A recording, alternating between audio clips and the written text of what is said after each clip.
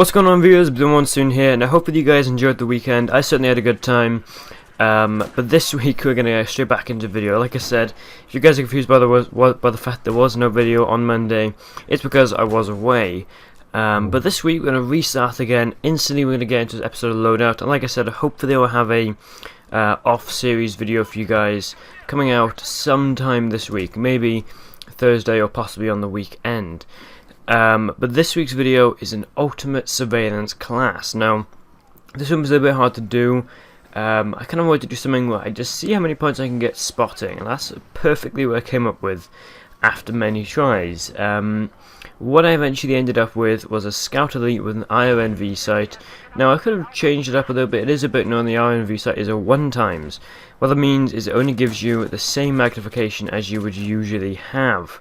Now, first of all, there's no real reason to use an IRNV sight or even the FLIR sight, but to have it on a sniper rifle where it has no magnification is even worse. Now, the reason I chose this one is because it adds that night vision seeability, and I can see in the dark, which is helpful in certain games. Also helps with surveillance because I can see enemies. Now, field pieces of equipment I had the Deagle 44, which is a pistol I will always love. I had a Gadget 1 with an MAV, which is very helpful all the time, very good spelling device, and an SUAV, which you just saw there. Also with this I had an M84 flashbang, which is designed to throw down so I can run away without getting spotted or hopefully get away safely, or even, do an offensive attack, throw a flashbang and go up and attack. Also I had a trench knife. That wasn't really a keen essential, I just thought this knife was very cool, and I also got quick kills a bit, so I thought I'd mention which knife it is. Now, the biggest problem with using the Scout Elite is the fact that it doesn't kill consistently in one shot. Most sniper rifles, you hit the upper body, it kills in one shot, but with this gun you have to hit the very upper body, sort of from the middle of the chest upwards, including the head.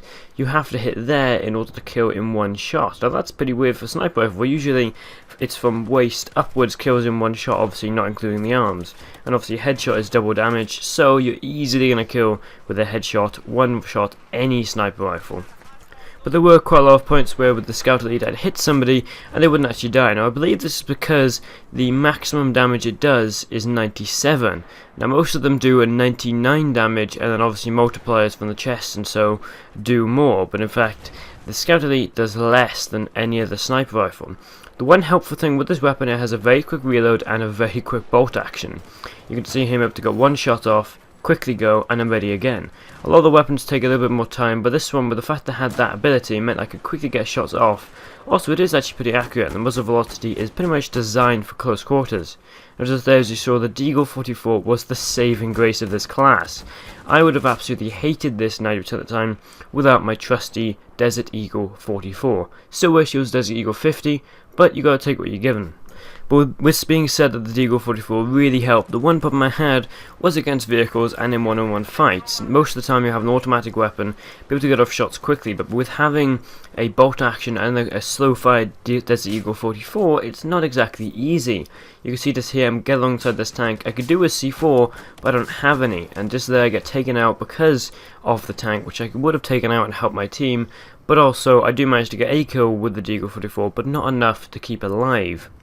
Now, probably the most helpful gadget in this class, in fact easily the most helpful gadget in this class, was in fact the MAV. This thing was very, very helpful with spotting, not just for me, for my teammates. I had so many points off spotting, it became a little bit of a joke. It was difficult sometimes using the MAV, it's a little bit of an awkward piece of kit. Sometimes you can't place it down in spots you'd expect to be able to, and some of the time it just doesn't really work as effective as it should. Just there, I lock onto that Time Destroyer, I shot, but for me it doesn't blow up. And I shoot again, and it doesn't blow up again, and then finally I get a third shot, and it goes. But, unfortunately, I get a shot down before I actually get any points for it, meaning I don't earn any points at all. That's kind of annoying, but mainly the thing I used this for was just general spotting. There isn't too much else to use it for.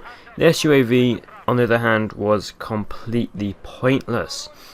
I pretty much could have taken that gun off this class and had a better class because of it. If I took something else, even say a spawn beacon or POD, it would have been a better class that has more versatility to it, but because of the SUAV, which the only thing I've used it for was, I believe, run roadkill, which is a little bit newbie.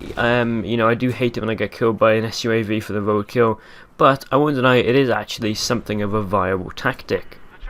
And speaking of viable tactics, I actually learned this game that spotting can actually be a actual good way to play the game, an actual viable thing. If you're not the best player one-on-one, in fact, even if you're just new to Battlefield and you don't think that you'll be able to get too many kills, I'd recommend spotting. It doesn't earn as many points as kills. I mean, you know, easily you're going to get way more kills because it's like 25 points for a spot, it's 100 points for a kill.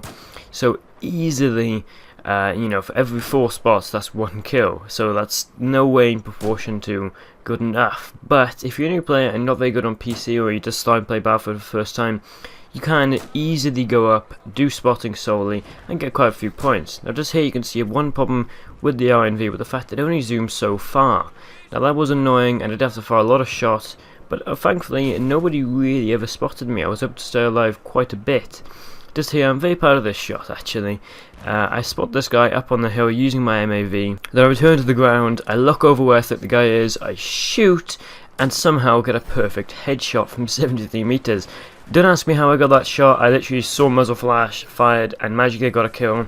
But I was happy about it, and it worked well. Just here you can see, this is where I reckon the Scout Elite and the Deagle 44 work best. I've said before about how I reckon there's a short, long, medium, short, medium, long.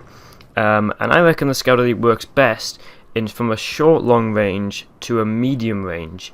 Now, that being said, this weapon in no way is close quarters, but the fact that it has a quick bolt means you can easily get some good kills. But just here to finish off the clip, I have the single-handedly most annoying thing in Battlefield, the classic counter knife. So like I said, I will try and get a non-series video out at some point, but until then, hopefully you guys enjoy the video. Don't forget to like, share and subscribe. Blue Monsoon, out.